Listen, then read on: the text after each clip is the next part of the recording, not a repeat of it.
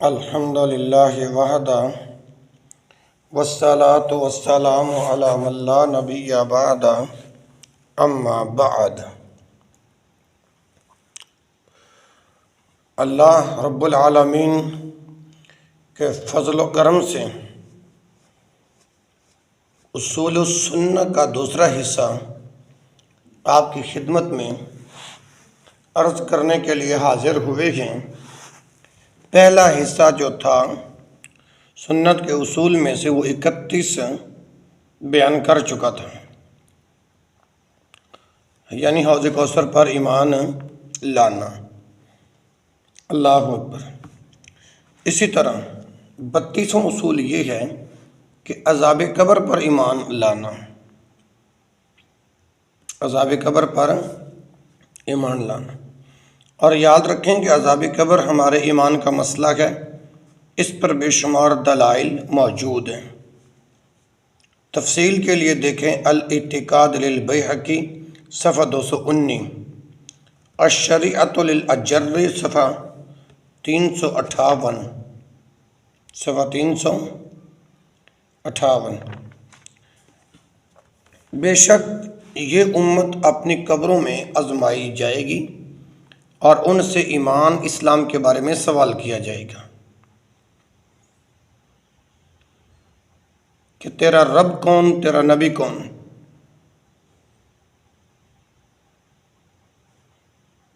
من ربہ من نبیہ جیسے سوالات بھی کیے جائیں گے، اور منکر نکیر قبروں میں آئیں گے جس طرح اللہ تعالیٰ نے چاہا اور ارادہ کیا۔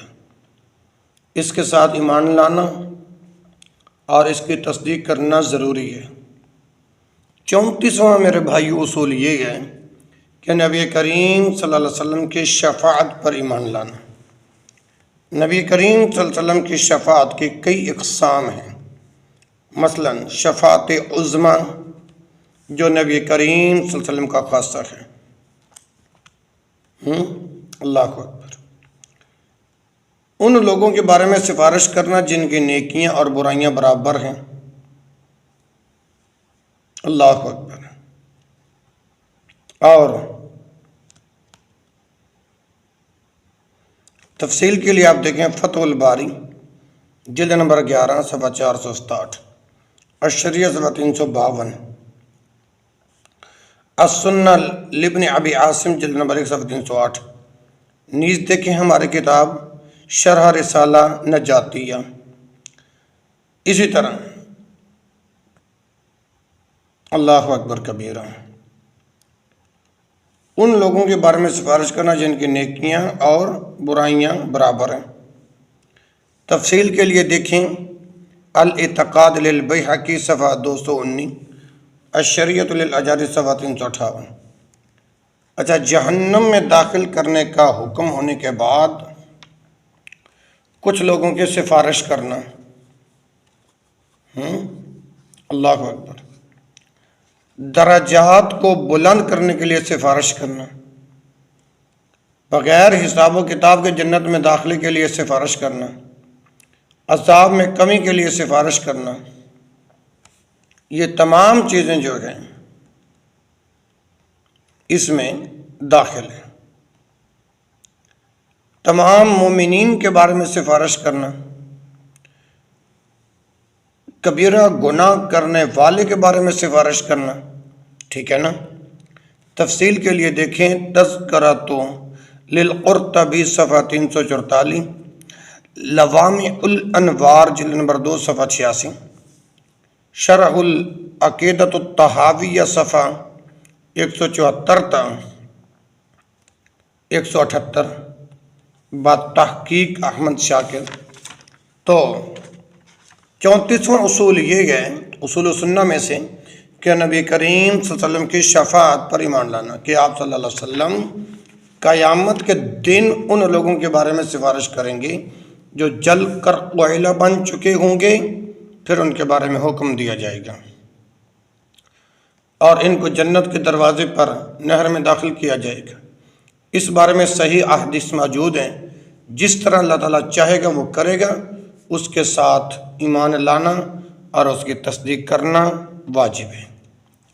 35واں اصول، اور اس بات پر ایمان لانا کہ مسیحی دجال نکلنے والا ہے، اس کے دونوں آنکھوں کے درمیان کافر لکھا ہوگا، اس کے متعلق احادیث موجود ہیں، اور اس بات پر ایمان لانا واجب ہے کہ یہ کام ہو کر رہے گا۔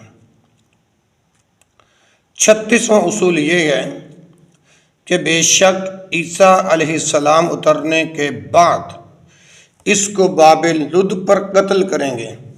باب لام پیش دال لد، اس کو باب لد پر قتل کریں گے۔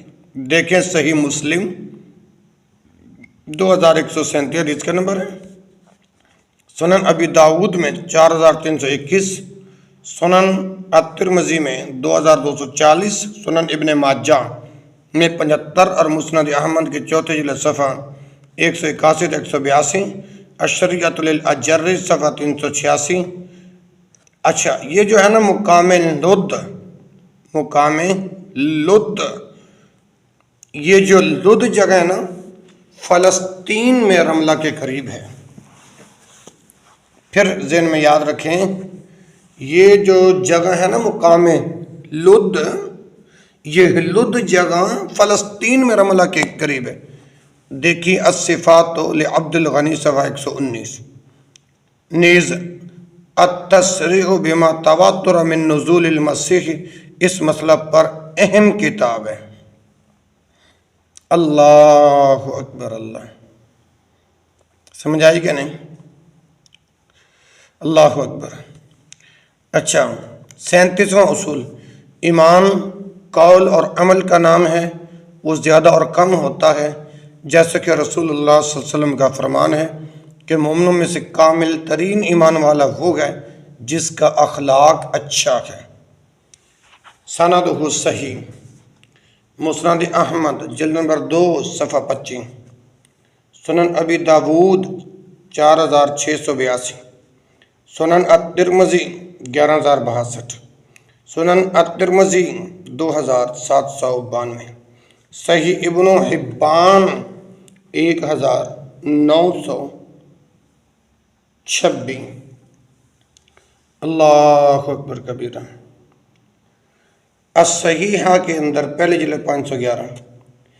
امام احمد کے دیگر اقوال کے لیے دیکھیں مناقب الامام احمد صفحہ 173، السنۃ لعبداللہ ابن احمد جلد نمبر 1 صفحہ 307۔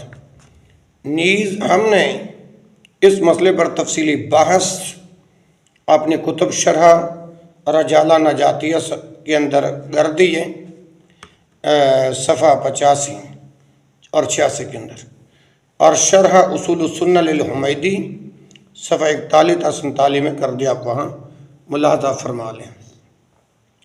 38واں اصول، جس نے نماز کو چھوڑا اس نے کفر کیا۔ اللہ اکبر۔ اعمال میں سے کوئی چیز ایسی نہیں ہے کہ جس کو چھوڑنے سے کفر لازم آئے سوائے نماز کے۔ جس نے نماز کو چھوڑا وہ کافر ہے، اور اللہ تعالیٰ نے اس کے قتل کو حلال کیا ہے۔ یعنی جو شخص سستی کی وجہ سے کسی نماز میں سستی کرتا ہے تو اس کو کافر نہیں کہا جائے، اور جو شخص نماز کا کلی طور پر تارک ہے اس کے کفر میں کوئی شک نہیں۔ تفصیلی بحث کے لیے آپ دیکھیں، ملاحظہ فرمائیں الصلاۃ و حکم تارکھا لابن القیم صفحہ 919۔ اللہ اکبر کبیرہ۔ اور اصول نمبر 29، رسول اللہ صلی اللہ علیہ وآلہ وسلم کے بعد اس امت میں سب سے بہترین اور افضل سیدنا ابو بکر صدیق رضی اللہ عنہ ہے۔ آپ کا مکمل نام عبداللہ بن عثمان بن عامر بن عمر بن کعب بن سعد بن تیم بن مرہ القرشی ابو بکر صدیق رضی اللہ عنہ، آپ رضی اللہ عنہ رسول اللہ صلی اللہ علیہ وسلم کے خلیفہ اول ہیں۔ تفصیل کے لیے دیکھیں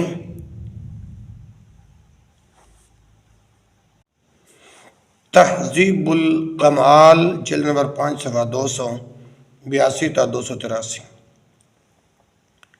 سیدنا ابن عمر رضی اللہ عنہ سے روایت کہ ہم رسول اللہ صلی اللہ علیہ وسلم کے دور میں صحابہ رضی اللہ عنہ کے درمیان ازروب مرتبہ درجہ بندی کرتے تھے، چنانچہ ہم سب سے افضل ابو بکر، پھر عمر، پھر عثمان بن عفان رضی اللہ عنہم کو درجہ دیتے تھے۔ یہ صحیح البخاری کے اندر حدیث موجود ہے، 3655 نمبر ہے، 3655 نمبر ہے۔ اچھا، ان کے بعد سیدنا عمر بن خطاب رضی اللہ عنہ ہیں۔ اللہ اکبر۔ ان کے بعد کون ہے بھائی؟ سیدنا عمر بن خطاب رضی اللہ عنہ ہیں۔ آپ امیر المؤمنین عمر بن خطاب بن نفیل بن عبد العزہ بن ریاح بن عبداللہ بن قرط بن رضح بن عدی بن کعب القرشی۔ اچھا، مسلمانوں کے پہلے خلیفہ کے بارے میں بات ہو رہی تھی۔ حدیث پیش کر چکا ہوں صحیح البخاری سے 3655۔ اسی طرح محمد بن حنفیہ کہتے ہیں کہ میں نے اپنے والد سے پوچھا کہ رسول اللہ صلی اللہ علیہ وآلہ وسلم کے بعد سب سے افضل کون ہے؟ انہوں نے کہا ابو بکر رضی اللہ عنہ۔ میں نے کہا پھر کون؟ فرمایا عمر رضی اللہ عنہ۔ اللہ اکبر۔ صحیح البخاری 3671۔ نیز دیکھیں مسند احمد کے اندر 835 نمبر۔ پھر سیدنا عثمان بن عفان رضی اللہ عنہ، آپ امیر المومنین عثمان بن عفان بن ابی العاص بن امیہ بن عبد شمس الاموی، التقریب جلد نمبر 2 صفحہ 12۔ 40واں اصول یہ ہے، ہم ان تینوں کو مقدم کریں گے جس طرح انہیں رسول اللہ صلی اللہ علیہ وسلم کے صحابہ نے مقدم کیے، اور انہوں نے اس بارے میں کوئی اختلاف نہیں کیا۔ 41واں اصول پھر ان کے لیے، پھر ان کے بعد اصحاب شورا کا درجہ جو 5 ہیں، علی بن ابی طالب، زبیر، طلحہ، عبد الرحمن بن عوف اور سعد بن ابی وقاص رضی اللہ عنہم، یہ تمام خلافت کے قابل تھے اور سب کے سب امام تھے۔ 42واں اصول، اس مسئلے میں سیدنا عبداللہ ابن عمر رضی اللہ عنہما کی حدیث کی طرف رجوع کرتے ہیں کہ سیدنا عبداللہ بن عمر رضی اللہ عنہ فرماتے ہیں کہ ہم رسول اللہ صلی اللہ علیہ وسلم کے بے شمار صحابہ رضی اللہ عنہم کی موجودگی میں شمار کرتے تھے کہ سیدنا ابو بکر صدیق رضی اللہ عنہ، پھر سیدنا عمر فاروق، پھر سیدنا عثمان غنی رضی اللہ عنہم کا ذکر کرتے ہیں، پھر ہم خاموشی اختیار کرتے ہیں۔ صحیح البخاری میں حدیث موجود ہے 3655 اور 3697۔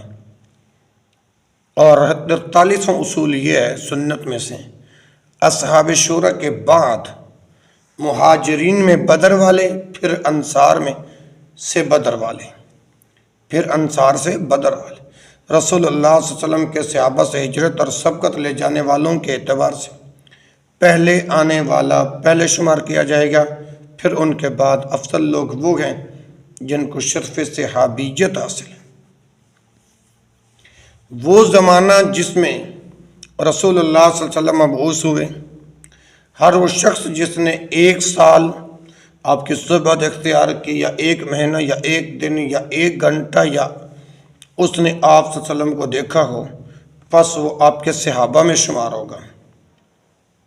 اللہ اکبر۔ اس کے لیے اتنی صحبت جتنا وہ نبی کریم صلی اللہ علیہ وسلم کے ساتھ رکھا ہے، اور اس کا آپ صلی اللہ علیہ وسلم کے ساتھ سبقت لے جانا، اور اس نے آپ صلی اللہ علیہ وسلم سے سنا اور آپ کو دیکھا۔ میرے بھائیو، 44واں اصول یہ ہے، اللہ اکبر کبیرہ، اللہ اکبر کبیرہ۔ پس ان میں سے ادنا ترین صحبت والا ان تمام لوگوں سے افضل ہے جنہوں نے آپ صلی اللہ علیہ وسلم کو نہیں دیکھا، اگرچہ وہ اپنے تمام نیک اعمال کے ساتھ اللہ تعالیٰ کو ملے۔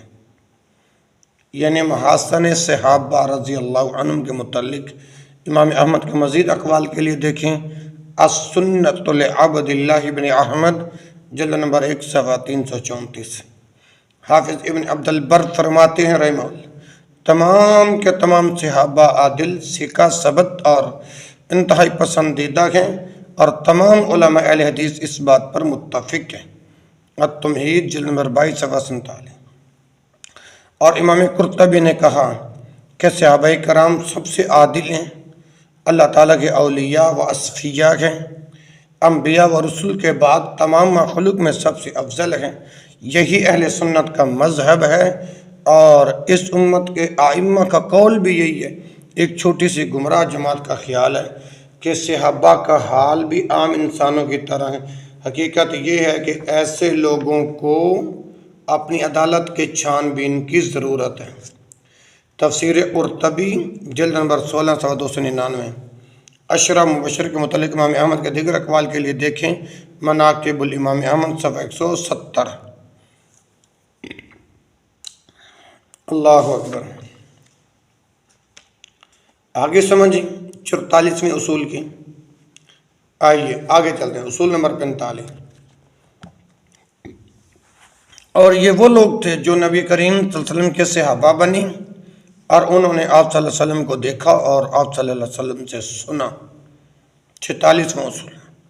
اور جس انسان نے آپ صلی اللہ علیہ وسلم کو اپنی آنکھوں کے ساتھ دیکھا اور آپ صلی اللہ علیہ وسلم پر ایمان لایا ہے، چاہے ایک لمحہ کے لیے ہی آپ صلی اللہ علیہ وسلم کو دیکھا ہو، وہ تمام تابعین سے افضل ہیں، اگرچہ ان کے تمام اعمال ہی اچھے کیوں نہ ہوں۔ 47واں اصول، مومنوں کے امیر اور امام کی اطاعت کرنا۔ اللہ اکبر۔ امام ابن ابی العز نے کہا کہ خلیفہ کے خلاف خروج کرنے کو ہم جائز نہیں سمجھتے، اگرچہ وہ ظلم ہی کیوں نہ کرتے ہو۔ نہ ان کے خلاف بد دعا کرتے ہیں اور نہ ہی ان کی اطاعت سے منہ پھیرتے ہیں، اور ان کے اطاعت کو اللہ تعالیٰ کی اطاعت سمجھتے ہیں جب تک وہ گناہ کا حکم نہ دیں، اور ہم ان کی اصلاح کی دعا کرتے ہیں۔ شرح عقیدۃ الطحاویہ صفحہ 327۔ نیز ہماری کتاب شرح اصول السنہ للحمیدی دیکھیں صفحہ 73 تا 75۔ اچھا، 47واں اصول کے متعلق یہ بات ہو رہی ہے نا کہ مومنوں کے امیر اور امام کی اطاعت کرنا اور اس کی بات کو سننا واجب ہے، چاہے وہ نیک ہو یا گناہ گار، اور لوگوں نے اس پر اتفاق کیا ہو اور وہ اس سے راضی ہو گئے ہوں۔ اس کی دلیل کیا ہے؟ توجہ میری طرف میرے بھائیو، اس کی دلیل وہ حدیث ہے جس میں ہے کہ رسول اللہ صلی اللہ علیہ وسلم نے فرمایا ایک مسلمان پر اپنے حاکم کی ہر معاملہ میں اطاعت کرنا واجب ہے، خواہ وہ پسندیدہ ہو یا ناپسندیدہ، جب تک اس کا حکم معصیت پر مشتمل نہ ہو، اور اگر اس کا حکم معصیت پر مشتمل ہو تو پھر کوئی سماع و اطاعت نہیں ہے۔ یہ صحیح البخاری میں حدیث موجود ہے۔ کہاں ہے؟ صحیح البخاری میں۔ اللہ اکبر۔ دیکھیے صحیح البخاری میں حدیث ہے 7142، اور صحیح مسلم کے اندر ہے 1839 نمبر ہے۔ اللہ اکبر کبیر۔ 48واں اصول یہ ہے کہ اللہ اکبر کبیرہ۔ جو شخص ان پر تلوار کے ساتھ غلبہ پا لیتے ہیں، جو شخص ان پر تلوار کے ساتھ غلبہ پا لیتا ہے یہاں تک کہ وہ زبردستی خلیفہ بن بیٹھے، اس کا نام امیر المؤمنین رکھا جائے گا۔ اللہ اکبر کبیرہ۔ جیسے میں پیچھے ہی بات عرض کر چکا ہوں نا جی کہ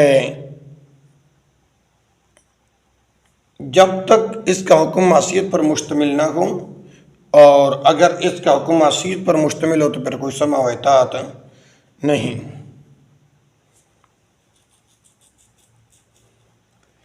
اسی طرح نبی اکرم صلی اللہ علیہ وسلم نے فرمایا کہ اطاعت معروف میں ہے، یعنی نیکی کے کاموں میں۔ صحیح بخاری میں حدیث ہے 7145 اور صحیح مسلم میں 1841 نمبر ہے، یعنی ایسے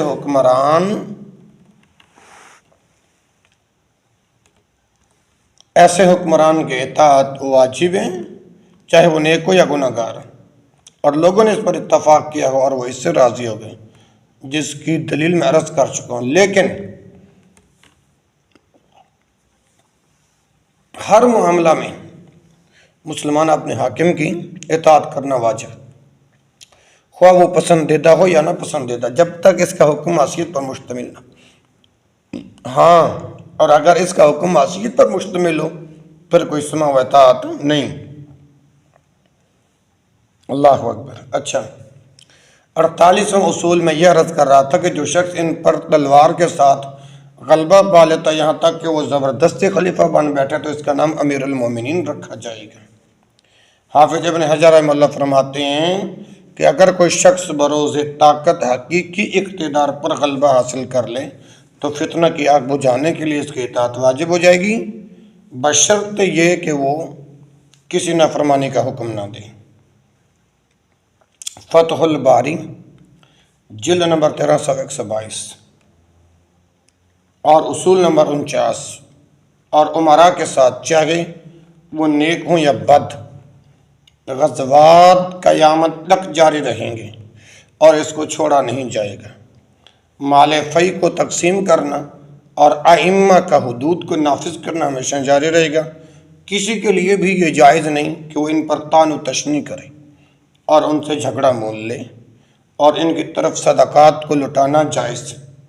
میرے مسلمان بھائیوں، اہل سنت کے جو اصول ہیں، اصول السنہ کے نام سے جو تعبیر کیا جاتا ہے، 50واں اصول یہ ہے، اور جس شخص نے اپنے صدقات خلیفہ کی طرف لٹا دیے وہ نیک ہو یا گناہ گار، اس کا فریضہ ادا ہو گیا۔ اور 51 نمبر اصول یہ ہے، امیر اور اس کے مقرر کردہ والی کے پیچھے نماز جمعہ ادا کرنا جائز ہے، اور وہ پوری 2 رکعت ہیں، اور جو شخص یہ نماز دہرائے گا وہ بدعتی اور سنت کی مخالفت کرنے والا ہے۔ جب وہ امراء اور خلیفہ کے پیچھے نماز کو جائز نہ سمجھتے، چاہے وہ نیک ہو یا بد، اس کے لیے جمعے کی فضیلت میں سے کچھ بھی نہیں ہے۔ یعنی امام ابن ابی العز نے کہا کہ جس انسان نے گناہ گار امام کے پیچھے جمعہ یا جماعت کو چھوڑ دیا وہ اکثر علماء کے نزدیک بدعتی ہے، اور صحیح بات یہ ہے کہ وہ اس کے پیچھے نماز ادا کریں اور اس کو دوبارہ مت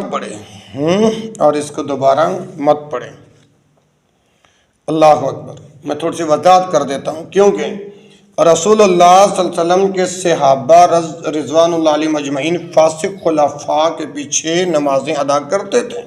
حوالہ دیتا ہوں، پریشان کیوں ہو رہے ہو، اور ان کو دوبارہ نہیں پڑھتے تھے، جیسا کہ عبداللہ بن عمر رضی اللہ عنہ حجاج بن یوسف کے پیچھے نمازیں پڑھتے تھے۔ شرح عقیدۃ الطحاویہ صفحہ 323۔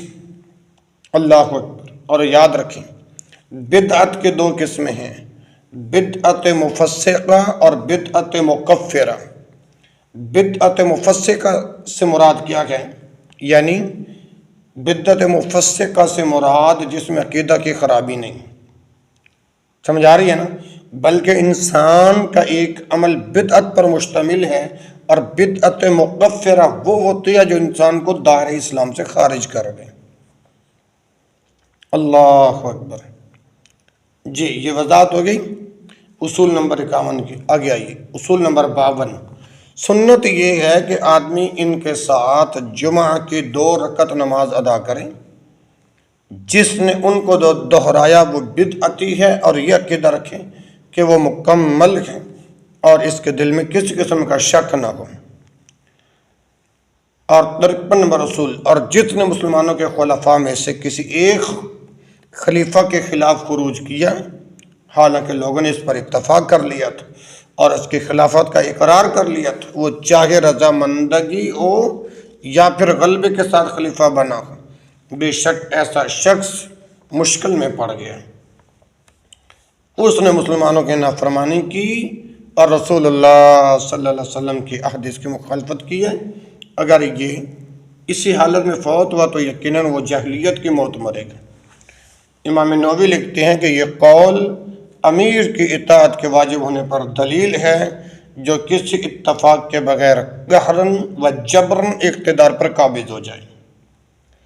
میرے بھائیو، حافظ ابن حجر رحمہ اللہ رسول اللہ صلی اللہ علیہ وسلم کی اس حدیث جو اپنے امیر کی کوئی ناپسندیدہ چیز دیکھے تو اس پر صبر کرے، کیونکہ جو جماعت سے ایک بلشت علیحدہ ہوا پھر اس حال میں مر جائے تو اس کی موت جاہلیت کی ہوگی۔ کہ تحت لکھتے ہیں کہ ابن بطال فرماتے ہیں کہ یہ حدیث اس بات کی دلیل ہے کہ بادشاہ خواہ ظالم ہی کیوں نہ ہو، اس کے خلاف خروج کرنا جائز نہیں۔ فقہا کا اس بات پر اجماع ہے کہ زبردستی اقتدار پر غلبہ حاصل کرنے والے حاکم کی اطاعت اور اس کے ساتھ مل کر دشمن سے جہاد کرنا واجب ہے۔ اس کی اطاعت کرنا اس پر بغاوت کرنے سے بہتر ہے، کیونکہ بغاوت میں لوگوں کی قتل و غارت کا زیادہ امکان ہوتا ہے۔ اس کی دلیل حدیث مذکور اور دیگر بہت سی حدیث ہیں۔ فقہا نے صرف ایک ہی استثنائی صورت ذکر کی ہے۔ اللہ اکبر۔ اور وہ یہ کہ بادشاہ سے کسی طرح کفر کا ارتکاب ثابت ہو جائے، ایسی صورت میں اس کی اطاعت جائز نہیں ہوگی، بلکہ اگر قدرت ہو تو اس کے خلاف جہاد واجب ہو جائے گا، جیسا کہ حدیث سے ثابت ہوتا ہے۔ فتح الباری جلد نمبر 7 صفحہ 13۔ اللہ اکبر۔ آئیے اصول نمبر 51۔ سلطان کو قتل کرنا جائز نہیں، سلطان کو قتل کرنا جائز نہیں، یعنی حاکم کو، اور نہ ہی اس کے خلاف مسلمانوں میں سے کسی کا خروج جائز ہے۔ جو خروج کرے گا وہ بدعتی ہے اور سنت و سیدھے راستے کے خلاف چلنے والے۔ 55 اصول۔ چوروں اور خوارج سے لڑائی کرنا جائز ہے جب وہ کسی انسان کے نفس اور اس کے مال کی درپے ہو۔ اس انسان کے لیے ضروری ہے کہ وہ اپنے نفس اور مال کو بچانے کی خاطر اس سے لڑائی کرے، اور جس قدر طاقت قدرت رکھتا ہو ان دونوں چیزوں کا دفاع کرے۔ اچھا، یہ جو اصول میں نے بیان کیا ہے نا 53، اس پر سوال اٹھا ہے، یہ بھائی نے پرچی لکھ کر دیا کہ خلیفہ سے مراد کیا ہے۔ یہ آپ سوالات ابن ہانی کتاب اٹھائیں، صفحہ 2011 دیکھیں تو اس کے متعلق امام احمد رحمہ اللہ فرماتے ہیں کہ جس پر تمام مسلمانوں کا اتفاق ہو جائے، ہر آدمی کہے کہ یہ امام ہے یعنی خلیفہ ہے۔ سمجھ آ رہی ہے نا؟ اچھا، تو میں عرض کر رہا تھا چوروں اور خوارج سے لڑائی کرنا جائز ہے جب وہ کسی انسان کے نفس اور اس کے مال کے در پہ ہو۔ اس انسان کے لیے ضروری ہے کہ وہ اپنے نفس اور مال کو بچانے کی خاطر اس سے لڑائی کرے، اور جس قدر قدرت رکھتا ہو ان دونوں چیزوں کا دفاع۔ اچھا بھائی، ایک بات اور نوٹ کر لو، جس کسی بھائی نے کوئی سوال کرنا ہوتا ہے نا وہ گفتگو کے بعد کیا کرے۔ اچھا، اصول نمبر 56۔ اور اور اس کے لیے یہ جائز نہیں کہ جب اس کو چھوڑ کر چلے جائیں یا اس سے جدا ہو جائیں تو ان کا پیچھا کریں، اور نہ ہی مسلمانوں میں سے کسی کے لیے جائز ہے کہ وہ ان کو تلاش کرے سوائے خلیفہ اور اس کے ولات کی، ولات بمعنی نگرانوں کے، یعنی سوائے خلیفہ اور اس کے نگرانوں کے، ولات کے۔ اس انسان کے لیے اتنا ہی ہے کہ وہ موقع پر اپنا دفاع کر سکتا ہے، کرے اور اپنے اس دفاع کی حالت میں کسی کو قتل کرنے کا ارادہ نہ رکھے۔ اور اصول نمبر 57، اگر وہ اس معرکے میں اپنے نفس کا دفاع کرتا ہے تو یقیناً اللہ تعالیٰ مقتول کو اس سے دور کرے گا، اور اگر یہ بذات خود دفاع کرتے قتل ہو گیا تو اس کے لیے شہادت کی امید کرتا ہوں، جس طرح حدیث میں وارد ہوا ہے۔ رسول اللہ صلی اللہ علیہ وسلم نے فرمایا، جو شخص اپنے مال کی حفاظت کرتے ہوئے قتل ہو گیا وہ شہید ہے۔ صحیح سنن ابی داود 4772 نمبر ہے، اور اصول نمبر 58۔ اور تمام احادیث اس بات پر دلالت کرتی ہیں کہ اس شخص کو اس سے لڑائی کرنے کا حکم ہے، نہ کہ اس کو قتل کرنے کا اور نہ اس کا پیچھا کرنے کا۔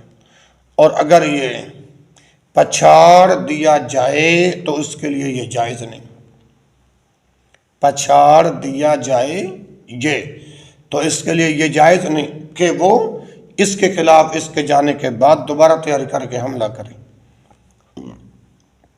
اللہ اکبر۔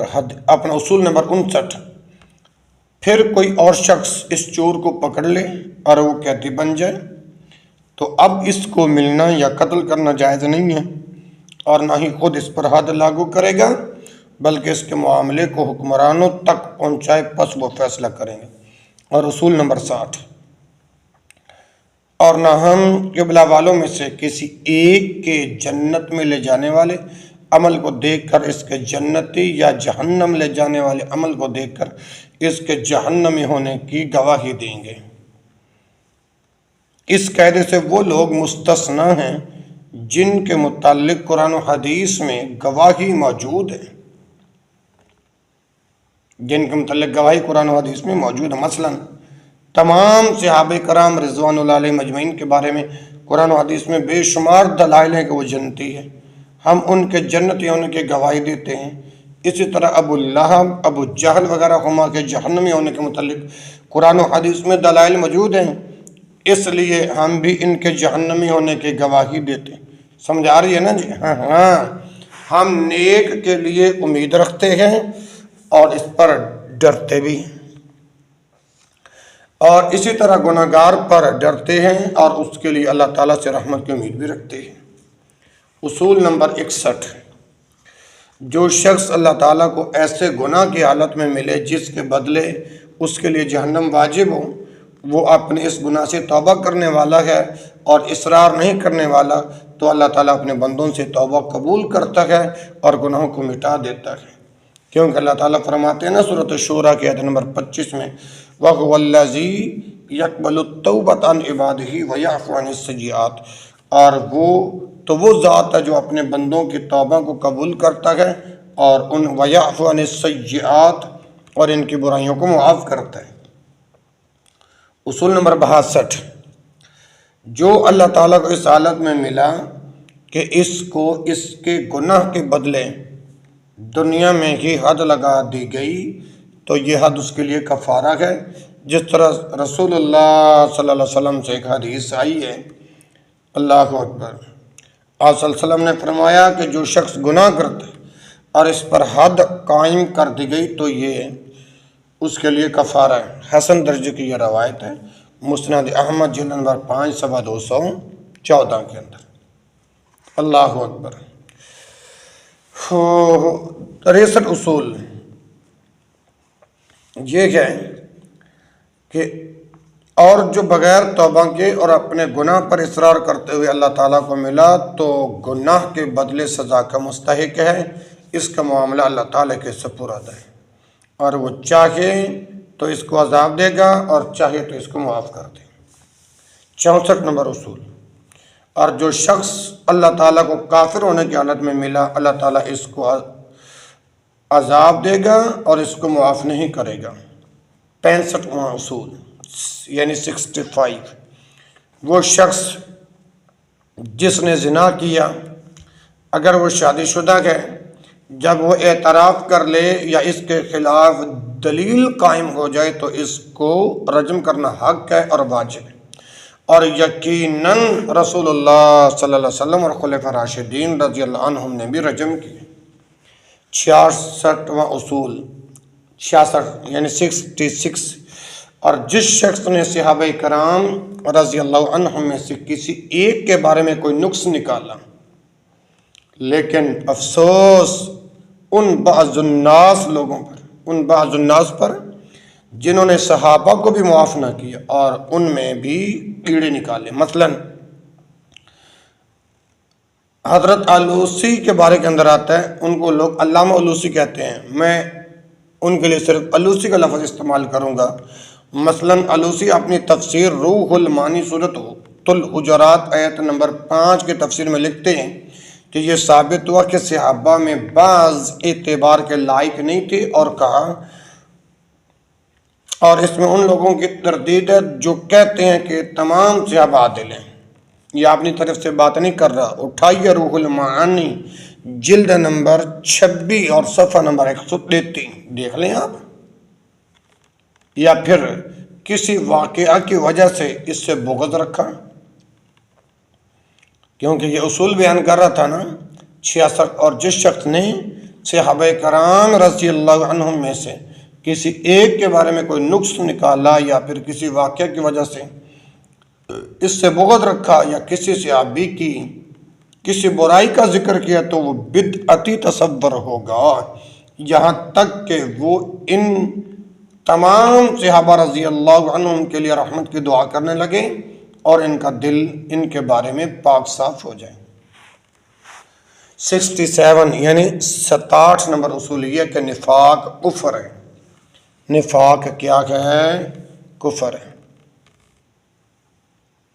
اللہ اکبر۔ میرے بھائیوں، یہ بعض الناس جو صحابہ کرام رضوان اللہ علیہم اجمعین میں سے کسی ایک کے بارے میں نقص نکالتے ہیں، کیڑے نکالتے ہیں، بغض رکھتے ہیں، اللہ ان کو ہدایت نصیب فرمائے۔ ایک لکھتا ہے کہ مسائل حکمرانی و قضات سے پہلے بدعت کرنے والے معاویہ تھے، استغفر اللہ۔ توضیح علی حامش التلویح جلد نمبر 408۔ اور حضرت علی رضی اللہ عنہ کے بارے کے اندر لکھتے ہیں حاشیہ شرح وقایہ قلبی صفحہ 232 کے اندر کہ حضرت علی مجتہد نہ تھے، استغفر اللہ، دون الفقہ کا انس و ابی ہریرہ، یعنی کہتے ہیں انس اور ابو ہریرہ فقیہ نہیں تھے، استغفر اللہ۔ نور الانوار مطبوعہ دیوبند صفحہ 145۔ اچھا، فیہم عدول و غیر عدول، یعنی ان میں کچھ عادل تھے اور کچھ عادل نہیں تھے۔ یہ کتاب کا نام ہے التلویح جلد نمبر 2 صفحہ 6۔ اللہ تعالی ہمیں ایسی زبان اور بدعقیدگی سے محفوظ رکھے، اور ہم کہتے ہیں کہ یہ باتیں باطل و مردود ہیں اور صحابہ سے صریح دشمنی ہے۔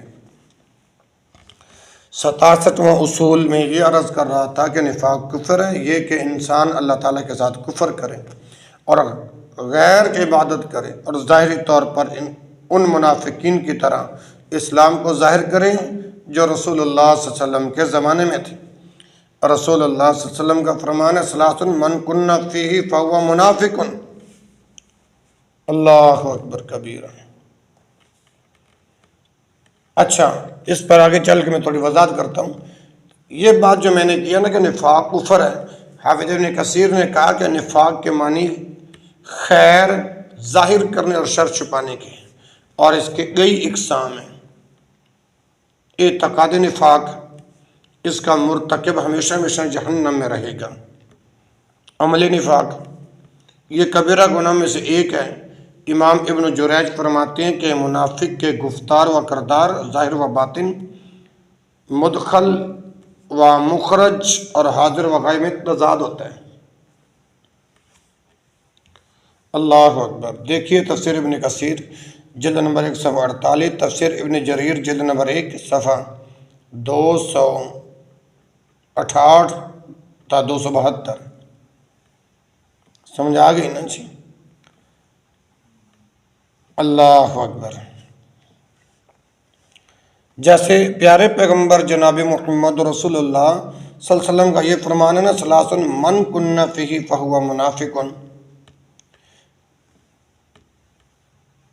جس میں 3 خصلتیں ہوں وہ منافق ہیں۔ یہ حدیث صحیح بخاری میں موجود ہے اور روایت کا نمبر 33، اور صحیح مسلم میں یہ روایت 59 نمبر پر موجود ہے۔ یہ حدیث ڈانٹ پر محمول ہے، ہم اس کو اسی طرح روایت کرتے ہیں جیسے مروی ہے، ہم اس کی تفسیر بھی نہیں کرتے۔ 68واں اصول، 68 نمبر، رسول اکرم صلی اللہ علیہ وسلم کا فرمان، لا ترجعوا بعدی کفارا یضرب بعضکم رقاب بعض، رقاب بعض، تم میرے بعد کفر کی طرف نہ لوٹ جانا کہ تمہارا بعض کو قتل کرنے لگے۔ صحیح بخاری میں یہ روایت موجود ہے 121 نمبر، اور صحیح مسلم میں 65 نمبر ہے۔ اللہ اکبر۔ کتنے اصول ہو گیا جی؟ 68۔ اسی طرح آپ صلی اللہ علیہ وسلم کا فرمان ہے، اذا التقى المسلمان بسيفهما فالقاتل والمقتول في النار،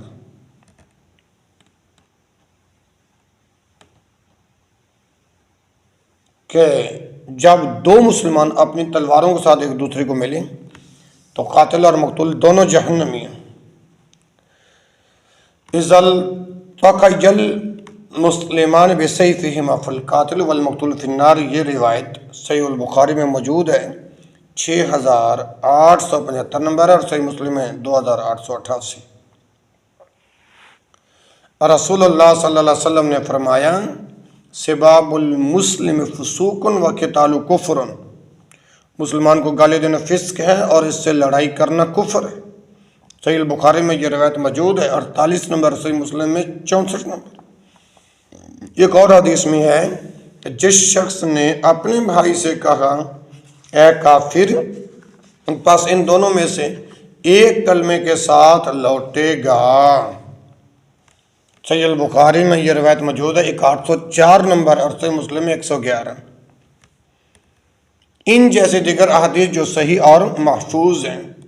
امام نووی اس حدیث کے متعلق رقم تراز ہیں کہ یہ خوارج کے بارے میں وعید ہے، کیونکہ وہ ایمان والوں کو کافر کہتے ہیں۔ شرح مسلم جلد نمبر 2 صفحہ 50 دیکھ لیں آپ۔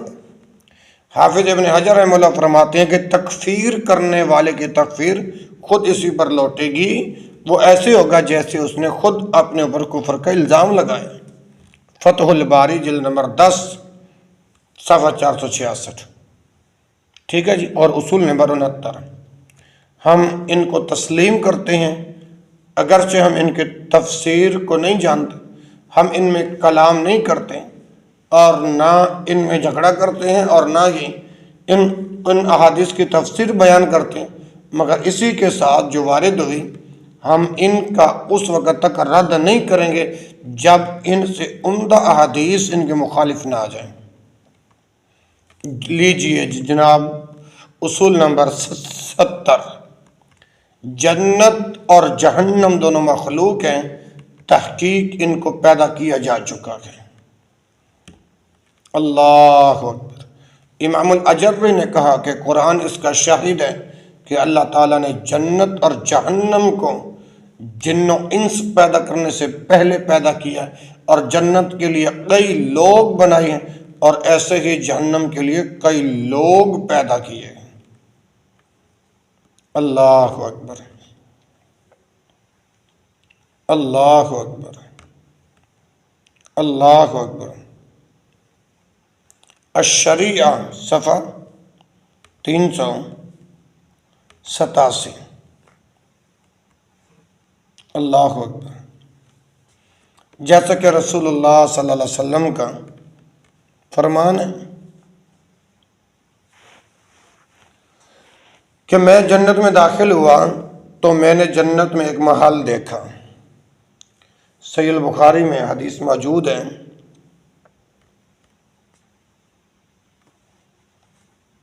اللہ اکبر۔ میں عرض کر رہا ہوں نا کہ جنت اور جہنم دونوں مخلوق ہیں، تحقیق ان کو پیدا کیا جا چکا ہے۔ ان احادیث کے لیے آپ دیکھیں سنن الترمذی 3602 نمبر ہے، سنن نسائی کے اندر 377 نمبر ہے، مسند احمد کے جلد نمبر 1 صفحہ 234 نمبر ہے، اور الشریعہ کے اندر 340 نمبر ہے۔ اچھا، جیسا کہ رسول اکرم صلی اللہ علیہ وسلم کا فرمان ہے کہ میں جنت میں داخل ہوا تو میں نے جنت میں ایک محل دیکھا۔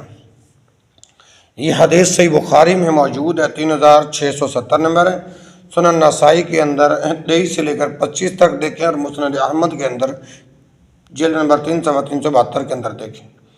اور فرمایا کہ میں نے کوثر کو دیکھا ہے، سند صحیح ہے، مسند احمد جلد نمبر 3 صفحہ 115 اور 164 اور 263۔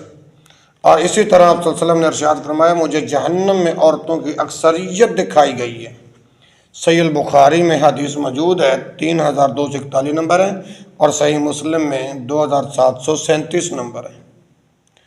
اور کئی ایک احادیث میں آتا ہے جن میں رسول اللہ صلی اللہ علیہ وسلم نے فرمایا میں نے جنت دیکھی، اس میں فلاں فلاں چیز دیکھی۔ اللہ اکبر کبیرہ۔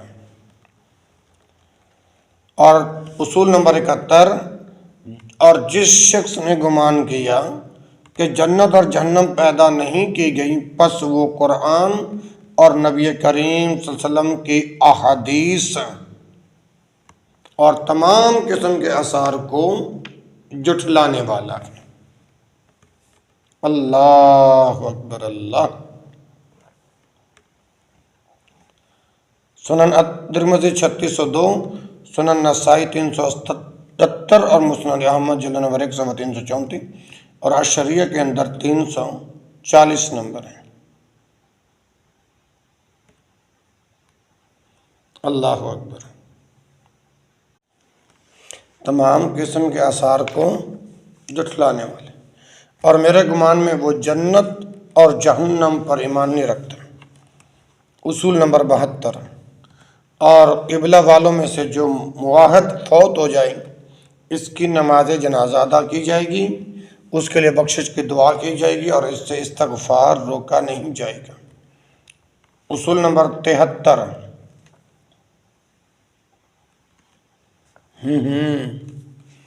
تفصیل کے لیے دیکھیں شرح اصول الاعتقاد جلد نمبر 1 صفحہ 164۔ اللہ اکبر۔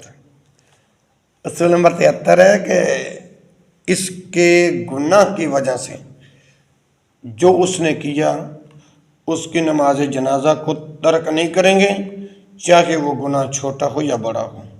اس کا معاملہ اللہ تعالیٰ کے سپرد ہے۔ دیکھیں شرح اصول الاعتقاد جلد نمبر 1 صفحہ 164۔ رب العالمین سے دعا ہے اس کی رحمت سے آج ہم نے اصول السنہ کے دوسرا حساب کی خدمت میں عرض کر چکے ہیں۔ رب العالمین سے دعا ہے کہ جو کہا گیا جو سنا گیا رب العالمین میرے سمیت تمام میرے سامعین کو عمل کرنے کی توفیق نصیب فرمائے۔ جتنے فوت شدگان ہیں اللہ سب نے کی مغفرت فرمائے۔ خصوصاً میرے پیارے بھائیوں میں سے بندہ نچیز کی صحت بہت زیادہ خراب ہے، میرے والد محترم بیمار ہیں، اسی طرح میرے انتہائی محترم جناب ماسٹر شہباز ارائیں صاحب 256 گاہ بے نیا فلور تحصیل و ضلع ٹوبہ ٹیک سنگھ والے میرے بھائی بیمار ہیں، اور ان کے والدہ محترمہ بھی ٹھیک نہیں رہتی۔ سب بھائی ان کے لیے دعا کر دیں، اللہ تعالیٰ اپنی رحمت کاملہ کے ساتھ شفا کاملہ عاجلہ عطا فرمائے، اور جتنے فوت شدگان ہیں خالق مالک رازق سبنا کے بخشش و مغفرت فرمائے۔ سبحانک اللہم و بحمدک اشہد ان لا الہ الا انت استغفرک و اتوب الیک، وآخر دعوانا الحمد للہ رب العالمین۔